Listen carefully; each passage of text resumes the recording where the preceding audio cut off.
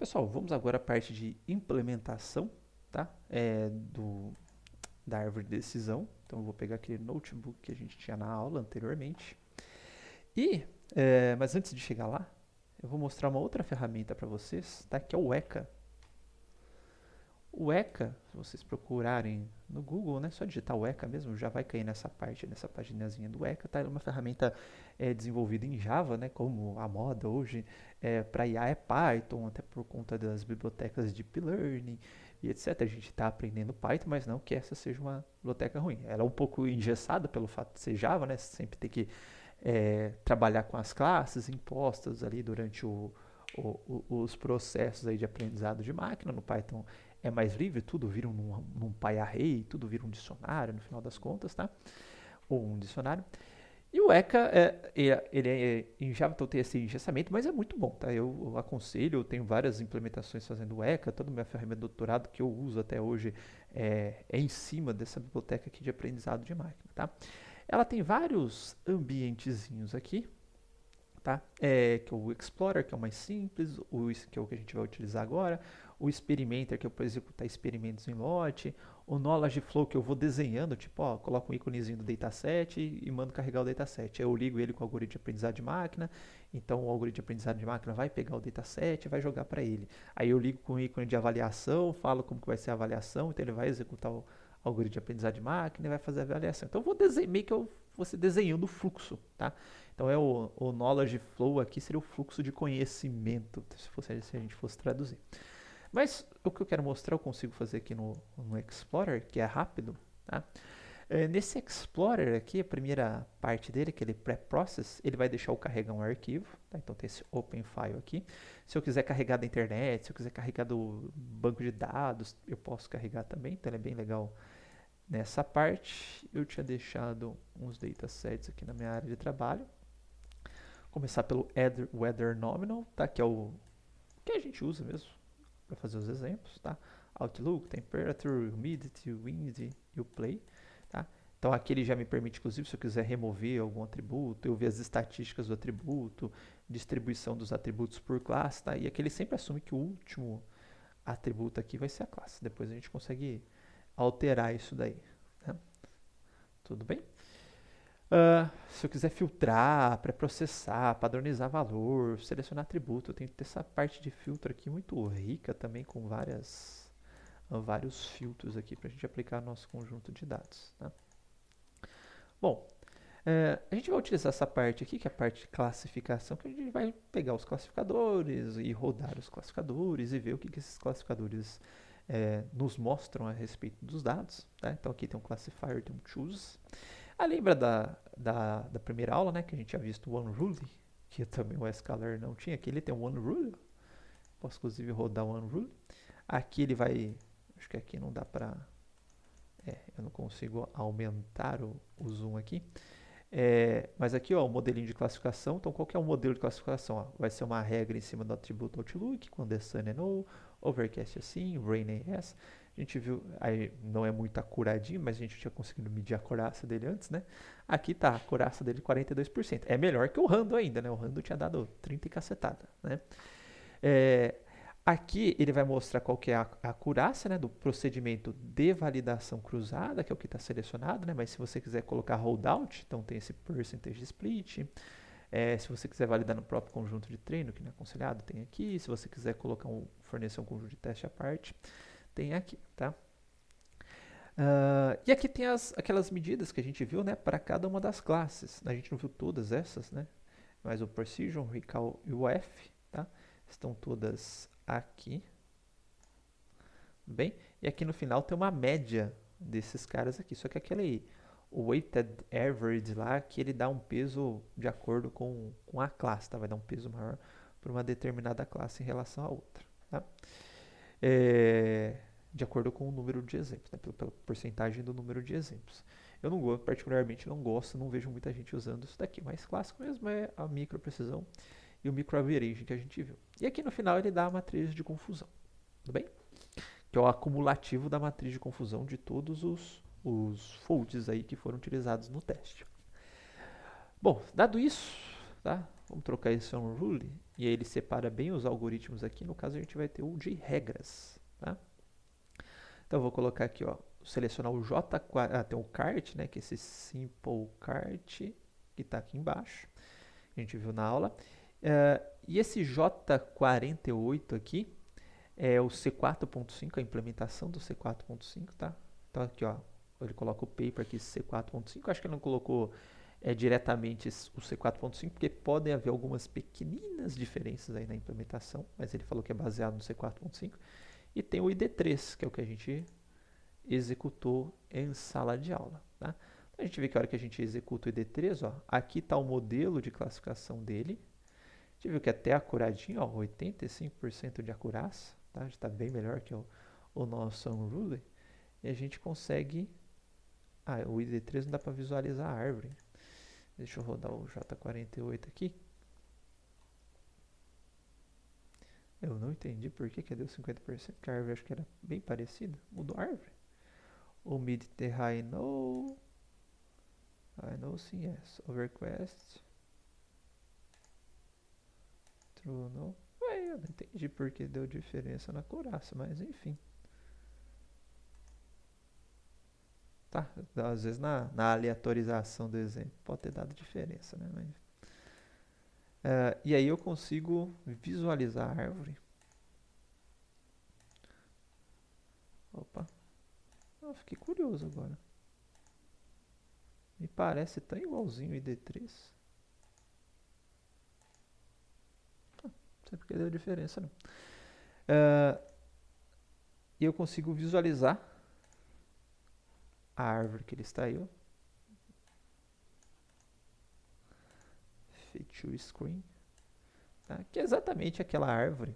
Né? Não mudou, não tinha aquele problema de split info lá, tem vários atributos com valores muito discrepantes. Então, no final, a árvore foi a mesma, tá? Que a gente extraiu, a gente consegue visualizar rapidamente. Eu quis mostrar porque é bem útil, tá, para esse tipo de ferramenta, já que a gente consegue visualizar a árvore aqui bem rapidinho, já avaliar tudo. E ele tem uma opção grande aqui de classificadores baseados em árvores, tá? E se a gente tiver um atributo ou atributos numéricos, que é o caso aqui, ó, da umidade e da temperatura, né, pegando aquela base weather numeric, tá, que eu tinha mostrado na aula também, a gente pode gerar a árvore e visualizar a árvore.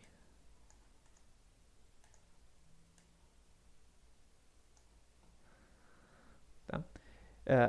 E aqui perceba que ele já considerou atributo numérico, né? Ele fez uma divisão binária, quando foi o atributo normal, né?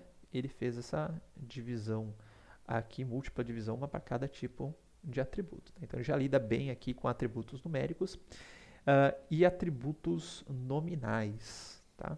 Então, essa é uma vantagem legal aqui, tá? Se tiver o ID3, ó, perceba que eu não mencionei este pequeno fato, mas o ID3, tá? Na sua implementação original, ele não lida com atributos numéricos, ele só lida com atributos nominais. Tá? Então, uma vantagem, uma evolução do J48, não mencionei isso, é que ele também tem a capacidade de lidar com atributos numéricos, além da medida lá do gain ratio. Tá?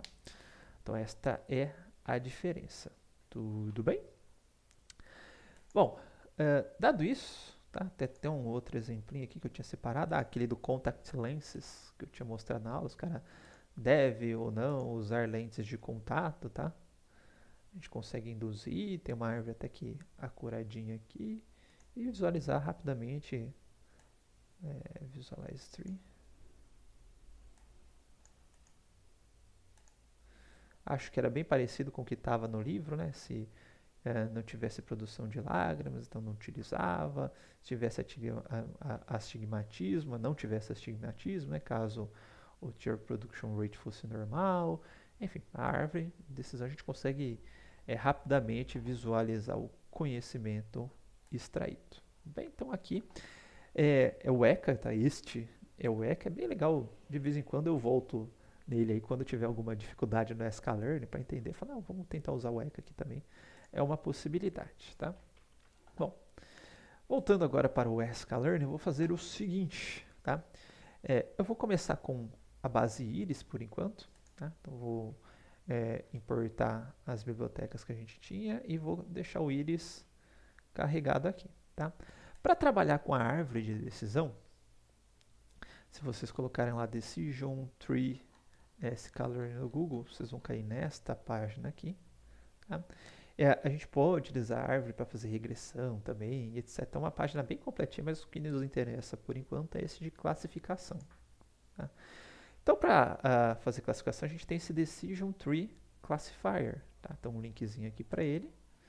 E ele vai cair nessa página aqui. Tá? Então, o algoritmo aqui para a gente gerar a árvore de decisão vai ser o Decision Tree Classifier. Beleza. Tá? Então, vamos importá-lo também.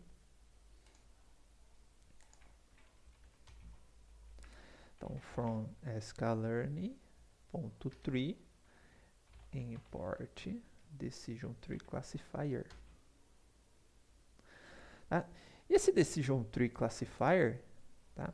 Ele tem, opa, cadê você? Não tá aqui.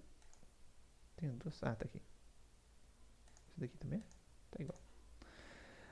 Ele tem aqui os critérios, né, de divisão, né? Ou você vai analisar pelo Gini ou pela entropia, né? Qual que vai ser o critério de divisão? Tem random aqui, não me vem na cabeça, né? Já que é sempre guloso, mas enfim.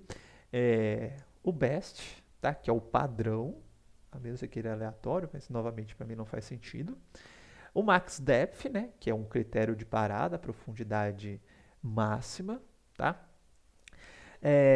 O mínimo, aí tem outros critérios aqui que vão auxiliar aí na divisão, que é o mean samples per split. Eu não vou fazer uma divisão se só ficar um exemplinho, por exemplo, que o padrão é 2, né? Eu não divido, crio uma partição se só tiver um exemplo na partição. Tem que ter pelo menos 2 exemplos para eu gerar uma partição.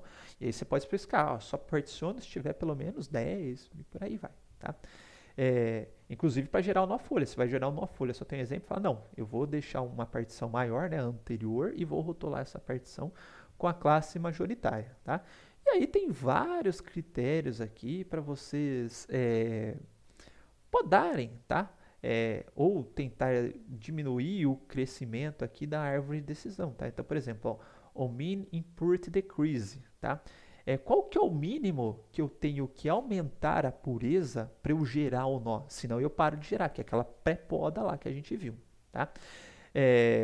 Ou o mínimo impurity split, tá? Eu posso definir um critério de parar. Falar, ó, se não tiver pureza mínima, tá? De tal valor, eu não aumento. Perceba que o default aqui é bem baixinho, tá? Então, praticamente com esse valor default, ele sempre vai gerando as partições, tá? Aqui o mean impurity decrease aqui, ele também por padrão é 0, né? Então, se for muito pequeno, ele ainda vai colocar. Mas se você quiser controlar o crescimento, né? Ou seja, tentar podar, caso a partição que você vai gerar não tenha lá um grande aumento de pureza, ou não tenha pelo menos uma pureza mínima, pode podar por isso, pode podar pelo número máximo de nós, pode podar aqui pelo número, tem esse min, o wave fraction leaf aqui, né, que é a fração total dos pesos aqui para um leaf node, ou seja, se tiver se você tem que ter pelo menos uma porcentagem de exemplos de uma classe no nó folha, falar, no nó folha tem que ter pelo menos 10% de exemplos. Colocaria aqui. Isso não é muito comum, tá? É difícil ver isso. E o max depth, né, que seria um método ou meios aí da pré-poda da árvore. Não tem nenhum de pós-poda, é tudo pré-poda aqui por enquanto para você gerar sua árvore de decisão, ok? Então vamos lá. Se eu só colocar, né, o Decision Tree Classifier, ele já vem com todos os algoritmos, todos os valores, né, como padrão. Vamos tentar usar esse padrão aqui por enquanto, tá? Então, eu vou lá no meu sklearn. Primeiro eu vou só induzir a árvore inteira no meu conjunto de dados para a gente visualizar, tá? Depois a gente faz esse procedimento de validação, uma vez que a gente já sabe como que está a árvore. Tá? Então eu vou gerar um classifier aqui, que vai ser igual ao decision tree classifier, por enquanto com os valores padrão. Vou dar um clf fit x e y. tá? Que eu já tinha separado aqui, ó, da minha íris, tá? Então, todo o conjunto de dados da íris e todas as classes. Tá? E se eu quiser visualizar esta árvore aqui, aí a gente vai precisar recorrer ao copiar colar. Mas é fácil, que eu já tinha separado aqui em algum momento.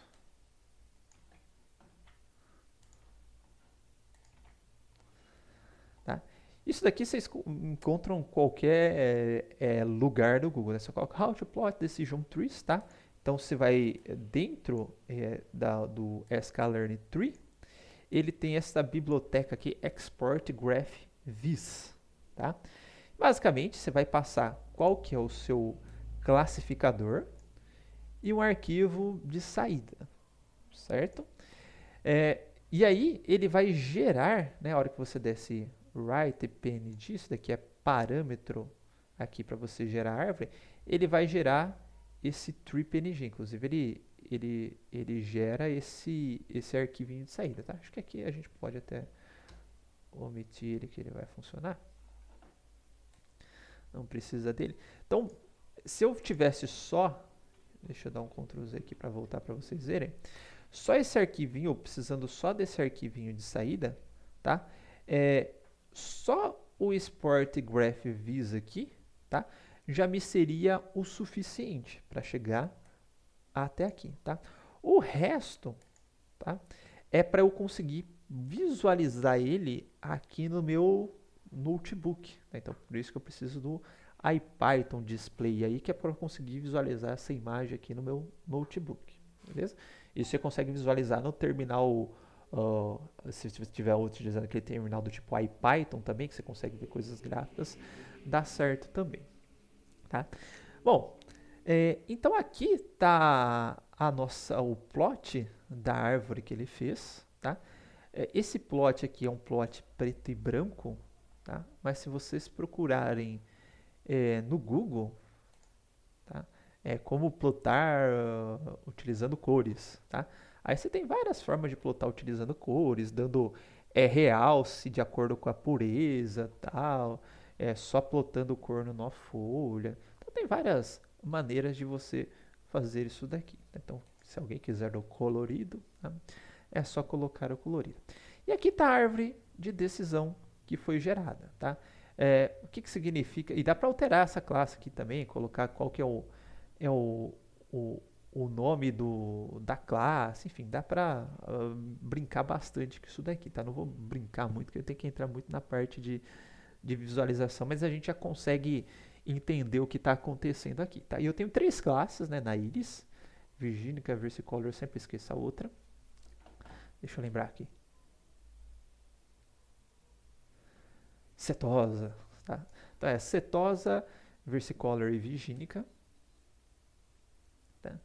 Inicialmente tem 50 exemplos de cada, então o meu primeiro nó, tá? Como entrada aqui é 50, 50, 50. E aí eu já fiz uma divisão. Ó. Eu falei, se o x3, ou seja, o terceiro atributo, tá? E aí a gente pode passar atributo para esse cara. Dá para sofisticar bastante esse cara. Estou falando da forma mais simples para a gente não entender muito os parâmetros aí. Depois eu crio uma funçãozinha mais bonitinha para isso. Mas por enquanto, ó, o terceiro atributo, tá? Se ele for menor que 0.8, se ele for menor, né, for true, eu vou ter um Gini de 0, ou seja, pureza máxima, onde eu só tenho 50 exemplos da primeira classe, que é cetosa. Tá? Bom, e aí o que sobrou? Sobrou todo mundo cujo x3 é maior que 0.8. Tá? E aí eu vou cair aqui desculpa, aqui é maior, né? True, menor que 0.8, falso. Tá? E aí eu caí numa situação que eu tenho 50 exemplos da segunda, 50 exemplos da terceira. Certo? E aí eu peguei ainda no x3, né? Se ele for menor que 1,75, tá? Então é maior que 0.8, menor que 75. Aí você vai fazer de novo, né? Se true para cá e falso, então ele colocou o padrão do true e falso, true à esquerda, falso à direita, né? E ele vai fazendo os splits, até que ele vai chegando nos nós folha aqui, ó, onde a gente tem nó folha com 47 exemplos da segunda classe, 0 das demais, ó, eu tenho nó folha que só tem um exemplo de uma classe, né?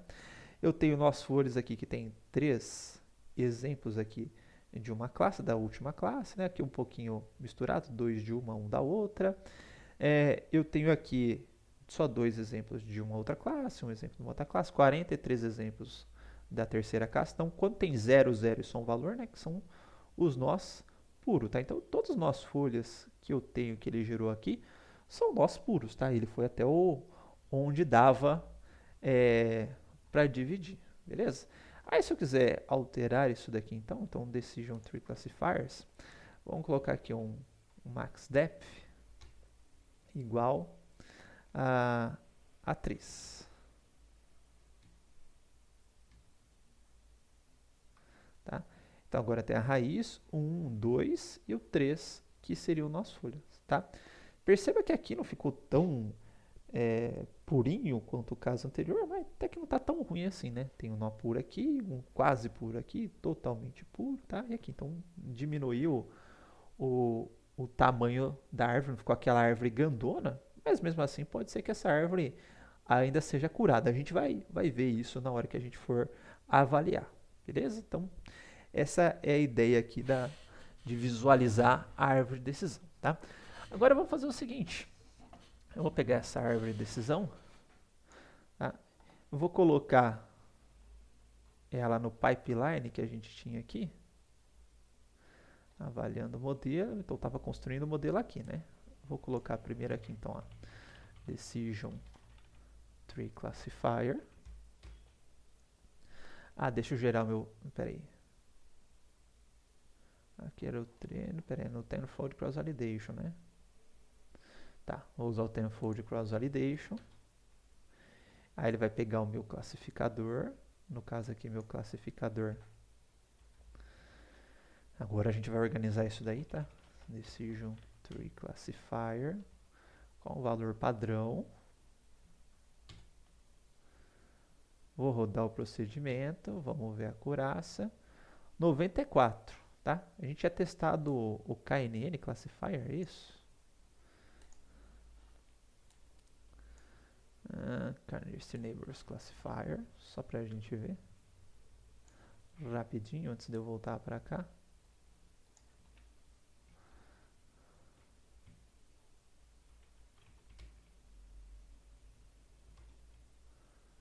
R$ 95, tá? Foi tão bem quanto o meu KNN, mas foi bem, tá? Não tá ruim não, tá? E aí a gente pode testar, vamos brincar com a poda? Será que a poda, se eu podar aquela árvore, ela vai aumentar ou diminuir o meu poder de generalização, tá? Vou colocar lá o max depth igual a 5. Ainda deu 94, nem alterou a minha acurácia, vou colocar um pouquinho mais rasinho. Eu acho que estava indo no 5, né? 93, diminuiu um pouquinho, fiquei com uma árvore mais concisa, né? Mais simples. E diminuiu um pouquinho a classificação. Ou pode testar outras coisas aqui também, vamos ver. Vou pegar o parâmetro dela. Ó, vamos colocar o mini purt split.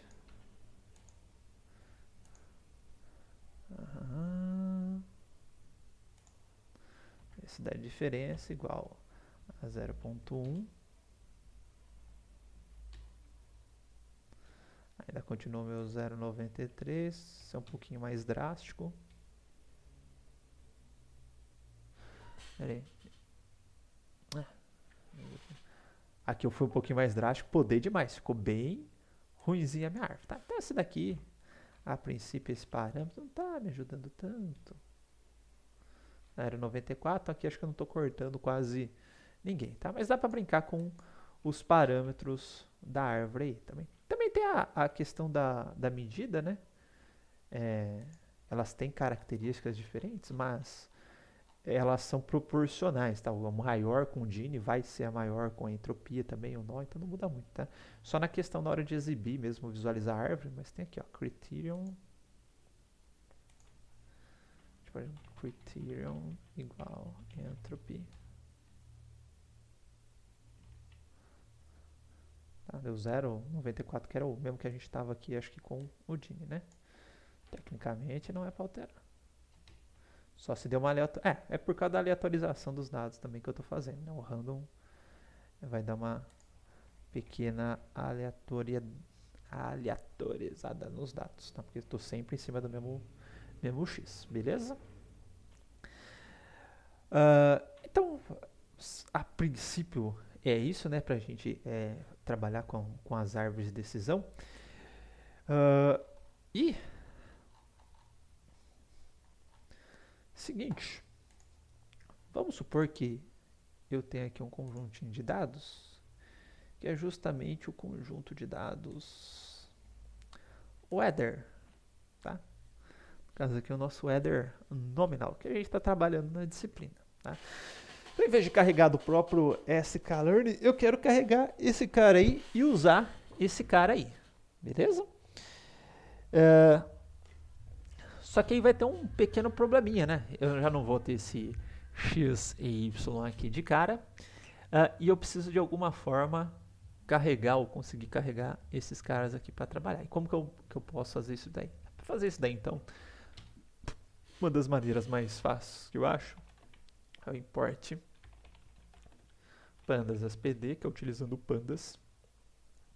Tá? Aqui na hora de carregar a base de dados, eu vou criar um textinho aqui só para colocar carregando a weather. Carregando a weather. E aqui para baixo vai ser o... Opa. Meu filho.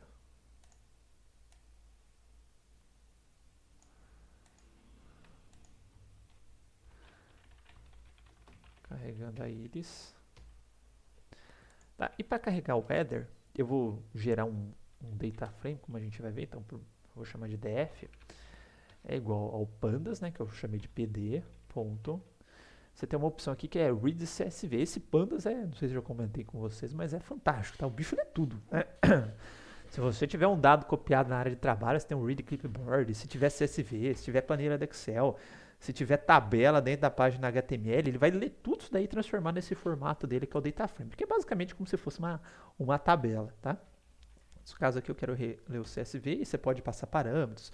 Se o separador padrão não for vírgula, né? Porque CSV é como a separated value, mas você pode, eu quero separar por ponto e vírgula. Separa, dá um monte de parâmetro que dá pra gente especificar aqui.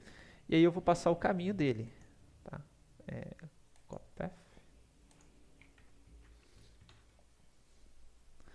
Tá? Então aqui, se eu der o df, ele já tem um wrapper implementado dele, é esta tabelinha bonitinha. Tá? E uma vez que eu tenho isso no Pandas, dá para fazer o diabo, dá para padronizar, dá para fazer consulta, etc. É como se eu tivesse um BD em cima de um CSV, em cima de uma tabela. Eu posso ter um BD em cima de tudo aqui, cara. Bem legalzinho. Tá? E aí, eu preciso transformar esse pandas aqui naquele arrayzinho lá que a gente tinha tá trabalhando, igual do Iris aqui, né? Onde eu tenho o meu X e o meu Y, que são todos array do NumPy. Tá? Então, deixa eu até colocar aqui de novo para vocês verem. Ó, um X é o meu array do NumPy. Tá? Depois eu tenho o Y, né? Que é o meu array de classes. Eu preciso... cadê? Tá aqui, meu Y. Eu preciso chegar nesse formato, né? Para a hora que eu dar o fit lá no meu modelo de classificação, eu passar o X e eu passar o Y. Tá? E para fazer isso, ou para chegar neste ponto aí, é muito simples. Tá? Primeiro de tudo, se eu passar, né, criar o array, que é o np array, e passar este pandas, tá, o data frame do pandas para ele,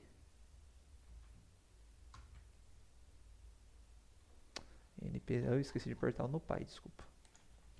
Import NumPy as np.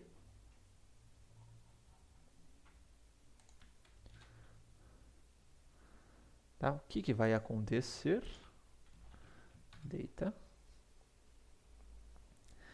Tem aqui, ó, todos esses dados que eu tinha aqui neste data frame, eles viraram uma arrayzão do NumPy.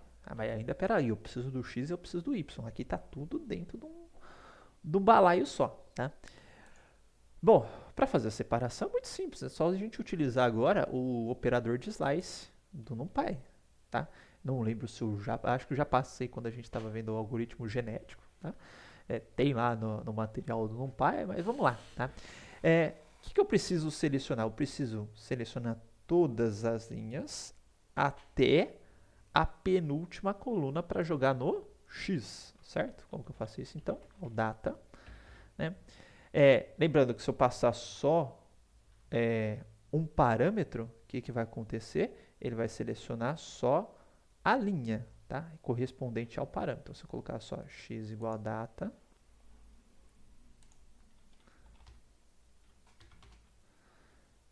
x, tá? Então, sunny, hot, high, false, no, ele selecionou só a linha 0. Se eu especificar um range, ó, 0 até 3, tá? Então, ele vai selecionar a linha 0, 1 e 2, porque o 3 é não inclusivo. Tá? Então, ó, linha 0, 1 e 2. Se eu não especificar nem o começo e nem o final, ele seleciona tudo. Então, o primeiro passo é, eu quero todas as linhas. Beleza, mas não quero a última coluna. Tá? Então, aí a gente começa, vai colocar uma vírgula e a partir daí nós vamos selecionar a coluna, né? Novamente, ó, se eu colocar só a coluna 0, ele selecionou todas as linhas e só a coluna 0. Então, esses dados aqui são só da coluna 0. Se eu especificar um range, né, eu falo que era de 0 até 2. Ele vai me selecionar a coluna 0 e 1. 0 e 1. Tá? E aí eu quero tudo até o final, tá? Só que eu não quero a última. Tá? Se eu colocar só 2 pontos, né, como se eu estivesse selecionando o array inteiro, porque todas as linhas, todas as colunas. Mas eu não quero, eu quero do começo até a penúltima coluna. Então, se eu colocar menos 1, tá? Se eu não colocar nada, vai até o final. Menos 1, ele vai menos 1 antes do final. Então, existe essa possibilidade. E é exatamente isso que a gente quer. Então, ele foi até aqui, ó, que corresponde ao wind. Tudo bem? Tá? E por outro lado, né, se eu quiser o y, agora que eu fiz com o x é muito fácil. Ó. Y vai ser igual data, todas as linhas, só que eu só quero a penúltima coluna. Tá? Então, todas as linhas, vírgula, menos 1. Tá? Agora, vamos ver o que saiu.